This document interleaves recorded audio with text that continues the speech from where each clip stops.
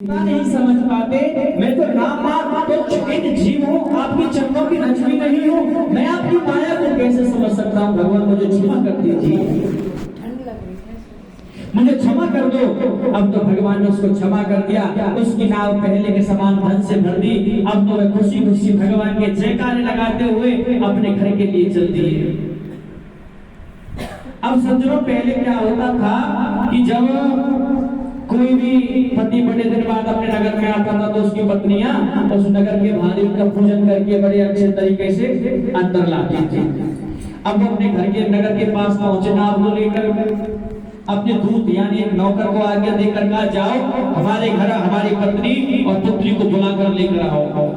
अब तो भैया वो दूत उनकी आज्ञा पाकर उनके घर गया, उसकी पत्नी और पुत्री को प्रणाम किया और कहा, आपके पति और दामाद इस नगर के समीप आ गए हैं और आप दोनों को बुला रहे हैं।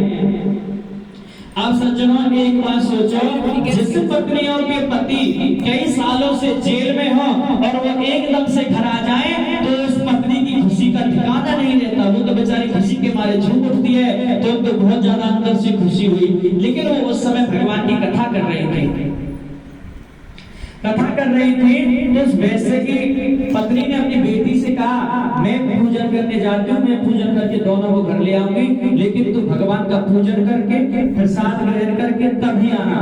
लेकिन उसकी पुत्री को घमंड हो गया है, कहने लगी, क्या पूजन करना, मैं तो अपने पति के लिए जा रही हूँ, दर्शन कर ले जा रही हूँ। भगवान के प्रसाद में ठोकर लग गई, गलती से भाग रही थी तो भगवान रुष्ट हो गए।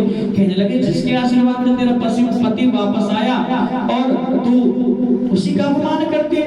तो भगवान ने कहा, इसका घमंड तोड़ना पड़ेगा, इसको लीला दिखानी पड़ेगी। तो भगवान ने उसके पति को नाव सहित पानी में डुबा दिया।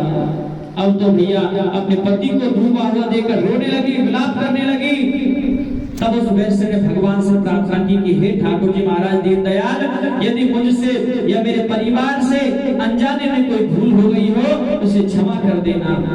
आकाशवाणी हुई कि हे वैश्य, तेरी कन्या मेरा प्रसाद त्याग कर आई है, यदि ये घर जाकर प्रसाद ग्रहण करे, पूजन पूर्ण करे, क्षमा याचना करे तो उसका पति से अवश्य मिल जाएगा। अब तो सभी घर वापस गए, भगवान से क्षमा याचना की, पूजन की, हर पूर्णमासी भगवान का कथा कराने लगे। उसका पति वापस आ गया, वापस मिल गया और सज्जनों, इस लोक का समस्त सुख भोग कर अंत में वे वैकुंठ लोक को चले गए। बोलिए श्री सत्यनारायण भगवान की जय। श्रीमन्नारायण नारायण नारायण भजमन नारायण नारायण नारायण। आइए सज्जनों, मैं आपको अंतिम अध्याय यानी 5वें अध्याय की कथा सुनाता हूँ। उसके बाद सभी हवन के लिए बाहर चलेंगे, फिर आरती करेंगे, भोग लगाएंगे। एक